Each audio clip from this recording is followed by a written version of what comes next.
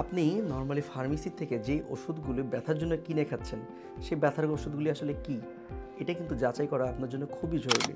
এবং আমরা আমাদের কমন প্র্যাকটিসে যেটা দেখি যে বেশিরভাগ ফার্মেসি থেকে রোগীরা যে ওষুধটা খেয়ে আসে ব্যথা কমানোর জন্য, সেটা হচ্ছে স্টেরয়েড জাতীয় ওষুধ, খুব হাই পাওয়ারের ওষুধ।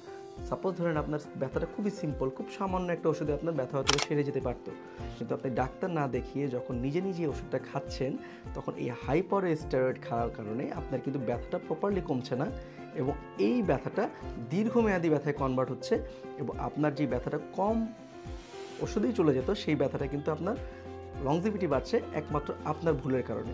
সো ফার্মেসি থেকে বা যে কোনোখান থেকে আপনি যখন ওষুধ খাবেন, অবশ্যই চেক করবেন যে আপনি আসলে কি খাচ্ছেন।